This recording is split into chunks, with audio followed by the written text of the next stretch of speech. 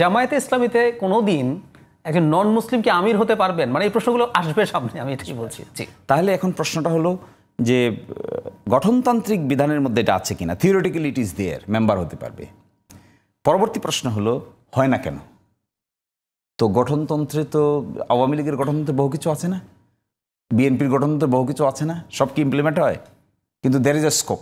হিসেবে আপনাকে একটা প্রশ্ন করি, একেবারে আলোচনা আছে, টেবিল আলোচনা, যে বাংলাদেশে যে দক্ষিণপন্থা এবং ডানপন্থার যে উত্থান হচ্ছে সেটি আন্তর্জাতিক পরিমণ্ডলে বাংলাদেশে একটা বড় ধরনের সমস্যায় ফেলবে। এটার সাথে এটা বলবেন, আর সাথে যদি কিছু বলতে চান।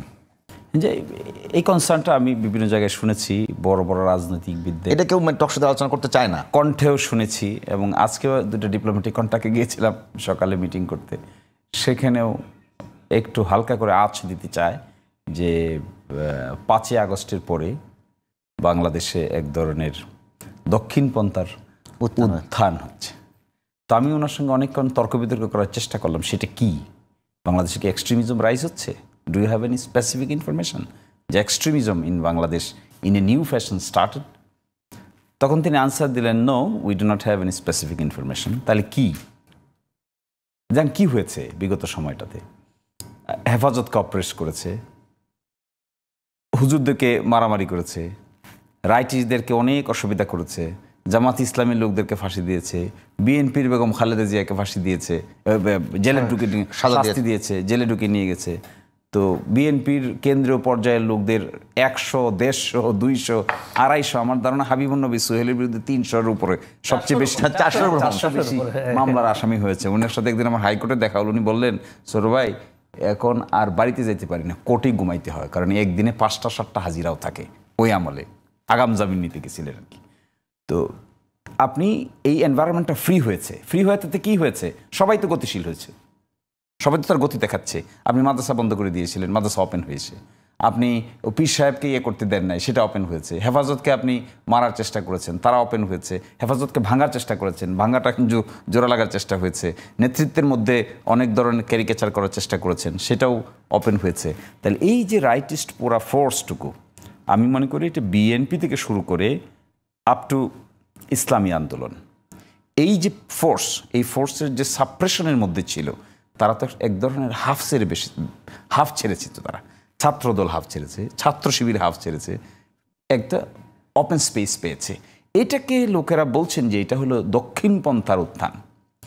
ফর এক্সাম্পল, ধরেন কিছুই হতো না, যদি 7ই জানুয়ারি নিয়মিত নির্বাচন হতো, কেয়ারটেকার গভর্নমেন্টের অধীনে নির্বাচন হতো, বেগম খালেদা জিয়ার নেতৃত্বে নির্বাচন হতো, জোট নির্বাচনে অংশগ্রহণ করতো, ওইদিকে আওয়ামী লীগ নির্বাচনে অংশগ্রহণ করতো, 14 দলীয় জোট, তাহলে কি দক্ষিণপন্থার উত্থান হতো? বেগম খালেদা জিয়ার নেতৃত্বে অতীতে 4 দলীয় সরকারের আমলে কিসের উত্থান হয়েছিল? দক্ষিণপন্থার না উত্তরপন্থার? তাহলে সিম্বলটা কি? এই বেগম খালেদা জিয়ার নেতৃত্বে বাংলাদেশের যে ফোর্সগুলো একসাথে হয়, এদের আইডেন্টিটিকে বড় দাগে কীভাবে ব্র্যাকেট করা যাবে? এই টোটাল পন্থার নাম কি? ঠিক আছে, জামাত, বিএনপি, জামাত, ছোট দল, অমুক দল, তমুক দল, এটাকে একটা জায়গায় ব্র্যাকেট করেন। একদিকে যদি আপনি উত্তরপন্থী ধরেন, কাকে ধরবেন উত্তরপন্থী? কার নেতৃত্বে উত্তরপন্থী? আওয়ামী লীগের নেতৃত্ব। আর দক্ষিণপন্থা যদি ধরেন, তার নেতৃত্বে কে? বিএনপি। কে ছিল নেতৃত্বে? বেগম খালেদা জিয়া ছিল। তো বেগম খালেদার নেতৃত্বে এটাকে উত্তরপন্থা যদি ধরেন, এখন বেগম খালেদা জিয়া অসুস্থ, বাংলাদেশে অন্যান্য রাজনৈতিক দলগুলো 17 বছর বিভিন্ন অপারেশনের মধ্যে দিয়ে গিয়েছে, ইনক্লুডিং বিএনপি। তো তারা কি এখন ওপেন স্পেসে একটু মাথাচাড়া দিয়ে উঠবে? এটি তো স্বাভাবিক। এটা কি অস্বাভাবিক কিছু? অবজেকশনের জায়গা কোথায়? যদি এখানে এক্সট্রিমিজম গ্রো করে, this is what is objectionable print. এখানে যদি আপনি কাউন্টার টেরোরিজমের যে কর্মকাণ্ড আছে, এটা যদি ফাংশন না করে প্রপারলি, না করার কারণে এখানে যদি আবার সেই বোমাবাজি গ্রো করে, that is what is objectionable part. কিন্তু সেখানে রাইটিস্ট প্রকৃতির লোকেরা যদি উত্থান হয়, এটা উত্থান নেই তো 5ই আগস্টে, এটাই তো 5ই আগস্ট। কিন্তু একেবারে যদি মাজার ভাঙ্গা থেকে শুরু করে যদি নুরাল পাগলার লাশ পুড়িয়ে ফেলা, এটা কি একটা একেবারে ভয়াবহ? এটা ওটা ডিফারেন্ট ইন্টারপ্রিটেশন, এটা তো ডিফারেন্ট ইন্টারপ্রিটেশন। এই জিনিসগুলোকে আমরা কিভাবে দেখব? এই জিনিসগুলোকে আমরা কি গভর্নমেন্টের ছত্রছায়া দেখব না কিভাবে? দেখেন, 5ই আগস্টের পরে যা হয়েছে, আমার তো ধারণা পৃথিবীর, আমি কি বলে, মিশরের ঘটনা নিয়ে আমার স্পেসিফিক স্টাডি আছে। তাদের এখানে এরকম একটা অভ্যুত্থান হওয়ার পরে পাল্টা যা ঘটনা ঘটেছে, টু হোয়াট এক্সটেন্ট, আমাদের দেশে কিন্তু এরকম টু দ্যাট এক্সটেন্ট ঘটে নাই।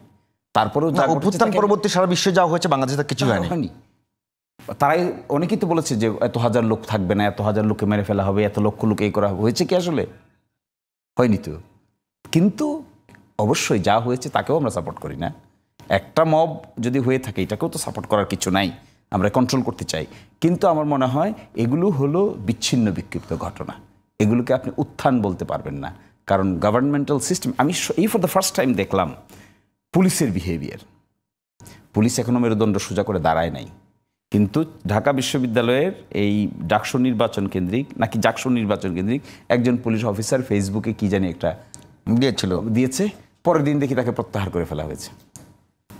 এটাই তো কালচার ছিল না এটা? আমরা দেখছি কোন পুলিশ অফিসার কার চাইতে বেশি কড়া ল্যাঙ্গুয়েজে সাপোর্ট দিতে পারে, দ্যাট ওয়াজ দি কম্পিটিশন। না, মিছিলও হয়েছে, আওয়ামী লীগ মিছিল দিয়েছে, কম্পিটিশন, স্লোগান দিয়েছে। তাহলে ওখান থেকে 5ই আগস্ট একটা পট পরিবর্তন হয়েছে, হওয়ার পরে একটা নতুন কালচার ডেভেলপ করার চেষ্টা করা হচ্ছে, একটু সময় দিতে হবে। তো এটা তো দক্ষিণপন্থার উত্থান যদি আপনি মনে করেন 5ই আগস্টের সঙ্গে সাংঘর্ষিক, তাহলে এটা রং কনসেপশন হবে। জাহিদ ভাই কি বলবেন এই বিষয়টা? একেবারে মানে সমস্যা হচ্ছে দক্ষিণপন্থার এলিমেন্ট, মানে আমি এক্সট্রিম রাইটিস্টের কথা বলি, এক্সট্রিম ফান্ডামেন্টালিস্টদের কথা বলি, ওটার সমস্যা কি? নিউ ইয়র্ক টাইমসের যে হেডলাইন ছিল পোস্ট 5th অগস্ট, এই ধরনের লোকজন একটা ওপেনিং দেখছে। এখন কীরকম, ধরুন আমি নাম ধরে বলি, একটা সংগঠন আছে হিজবুত তাহরির, জামায়াতে ইসলাম ও ইসলামের কথা বলে, ইসলামী আন্দোলনও বলে, কিন্তু ওনারা কনস্টিটিউশনাল ফ্রেমওয়ার্ক মেনে চলার কথা বলেন। ওনারা যে আমাদের যা যা আছে এর মধ্যে ফিট ইন করার কথা, যদি একটা অন্য আলোচনা আছে আমি একটু পরে আসছি। কিন্তু উনি তো বলছেন যে নির্বাচন করা যাবে না, এখানে একটা খেলাফত কায়েম করতে হবে, এই সরকারকে উচ্ছেদ করা হবে।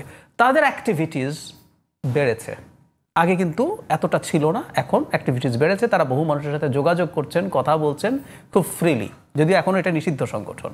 আপনি মাজারের কথা বললেন, একটা দুটো হলে কথা ছিল, এটা 100-র বেশি হয়েছে। বিভিন্ন জায়গায় গান বন্ধ করার চেষ্টা হয়েছে, পালা গান হচ্ছে, মেলা হচ্ছে, নাটক হচ্ছে, এগুলো বহু ঘটনাগুলো অনেক, সংখ্যাটা একটা দুটার যে হয়েছে তা না। এখন এগুলো আসলে উত্থান হয়েছে আমার কাছে মনে হয় না, এগুলো আগেও ছিল, কিন্তু সরকারের ব্যর্থতার কারণে এগুলো কন্টেইন করা যায়নি, ফলে এটাকে বেশি দেখা যাচ্ছে। এটা একটা দিক। অন দ্য আদার হ্যান্ড, যেটা শিশির ভাই বললেন, আগে যেটা হয়েছিল জামায়াতে ইসলামে বিএনপির সাথে একটা জোটে ছিল, সেটার মধ্যে আরও অন্য ইসলামী দলও ছিল, সেটা এইভাবে আর চোখে পড়ে না। এখন যেটা বাস্তবতা দাঁড়িয়েছে, বিএনপি আছে, তার বিরুদ্ধে জামায়াতে ইসলামী এবং জামায়াতে ইসলামী নিজে একটা অন্যান্য ইসলামিক দলকে নিয়ে একটা জোট করার চেষ্টা করছেন। এখন আমার কাছে নতুন যে প্রশ্ন এসে হাজির হয়েছে, আমি শিশির মনির ভাই নিজেরও একটা টকশোর ইন্টারভিউতে, টকশোর কথার মধ্যে দেখলাম, বা অন্য নেতাও আমার পাশে বসে বলেছেন, এখন হয়তো এটাও নতুন প্রশ্ন তৈরি করবে। ওনারা কনস্টিটিউশনাল পলিটিক্সের কথা বলেন, কিন্তু ওনারা বলেছেন, ইসলামী আন্দোলন বলেছেন যে তারা এখানে শরিয়া আইন কায়েম করতে চান। এখন এটা হয়তো নতুন প্রশ্ন তৈরি করবে যে আমাদের কনস্টিটিউশন এখন, কারণ আমি এখনও কিন্তু জামায়াতে ইসলামের শরিয়ার রূপরেখা জানি না। আমি পার্সোনালি পেলাম শিশির ভাইকে, এবং এটা যদি তৈরি হয় নিশ্চয়ই উনি সেটা কাজ করবেন, ওনার এক্সপার্টিস থাকবে এই জায়গায়। জামায়াতের উচিত হবে ইলেকশনের আগেও, তারা যেহেতু এটা বলছেন, তারা এটা মানে কি বোঝান, সেই স্টেটটা আমরা ধরে নিলাম জামায়াত ক্ষমতায় যাবে, তাহলে কি বোঝান, তারা কি করতে চান বাংলাদেশে, আইনে কি করতে চান, সংবিধানে কি করতে চান, আমাদের নির্বাচন ব্যবস্থা কি করতে চান। তো এখন এই জিনিসগুলো যখন ক্লিয়ার হবে না, কেউ এটাকে ব্যবহার করতে পারে শুধু এই শব্দগুলো দিয়ে। এই পর্যন্ত শব্দগুলো আছে, শিশির ভাই নিজে বলেছেন, আমি শিশির ভাইকে একদিন পার্সোনালি ক্লিয়ারও হয়ে নিয়েছি যে আমি দেখেছি ভিডিওটা। তো একইভাবে এটা শুধু উনিই না, ইসলামী আন্দোলন তো প্রকাশ্যে বলছেন, যেহেতু প্রকাশ্যে বলছেন, এবং ইসলামী আন্দোলনের প্রোগ্রামে নারী সাংবাদিক যাওয়ার পর সেখান থেকে তারা মানে ওখানে ঠিকমতো কাভার করতে পারেননি, এরকম অভিযোগ আমরা পত্রপত্রিকায় দেখেছি। যদি সেগুলো হয়ে থাকে, তো ইসলামী আন্দোলন তো বাংলাদেশের একটা কনস্টিটিউশন মেনে চলা রাজনৈতিক দল, ওনাদের রেজিস্ট্রেশন আছে, উনি নির্বাচন করেন। এই জিনিসগুলো ক্লিয়ার না হলে কিন্তু এই দলগুলোকে নিয়ে প্রশ্ন আসবে।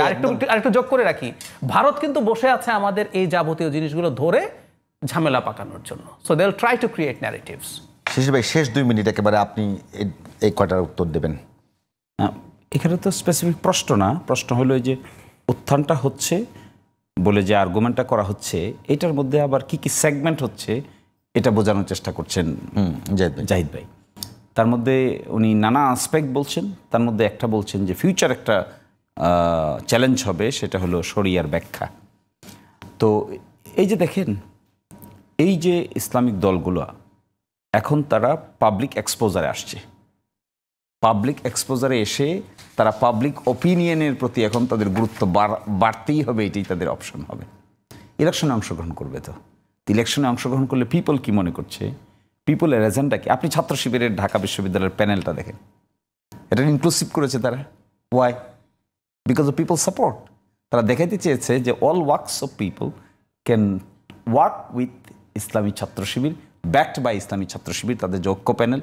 এবং একজন তারা এথনিক মাইনরিটির একজনকে নিয়েছে, চাকমা, তাকেও নিয়েছে, এবং ল্যান্ডস্লাইড ভিক্টরি হয়েছে তার। একটু হাইপোথেটিক্যাল প্রশ্ন করি, মানে জামায়াতে ইসলামীতে কোনোদিন একজন নন মুসলিম কি আমির হতে পারবেন? মানে এই প্রশ্নগুলো আসবে সামনে, আমি এটাই বলছি। জি, তাহলে এখন প্রশ্নটা হলো যে গঠনতান্ত্রিক বিধানের মধ্যে এটা আছে কিনা। Theoretically it is there, member হতে পারবে। পরবর্তী প্রশ্ন হলো হয় না কেন? তো গঠনতন্ত্রে তো আওয়ামী লীগের গঠনতন্ত্রে বহু কিছু আছে না, বিএনপির গঠনতন্ত্রে বহু কিছু আছে না, সব কি ইমপ্লিমেন্ট হয়? কিন্তু দ্যার ইজ এ স্কোপ। কিন্তু এইবার আমার ধারণা ইউ উইল সি সাম চমক, যেখানে জামাত ইসলামীও মাইনরিটি কমিউনিটি পিপল লোকদেরকে তাদের সংসদ সদস্য হিসেবে নমিনেশন দিবে। ওয়েট ফর দ্যাট ডেজ, দেবে। Days are coming and we are working with closely. এবং আমরাও সেটাকে ডাইভার্সিফাইড করে তোলার চেষ্টা করব, ইনক্লুসিভ। ঢাকা ইউনিভার্সিটি ডাকসু নির্বাচন one of the primary demo that you have gone through. একজন চাকমা ছিলেন। Yes, we can also. আমরা কেন পার্বত্য চট্টগ্রাম, রাঙ্গামাটি, বান্দরবান, খাগড়াছড়ি? ভাই একেবারে খুব ভালো আলোচনা হচ্ছিল আজকে। সুতরাং this is a golden opportunity coming before Jamaat Islami. Wait for that.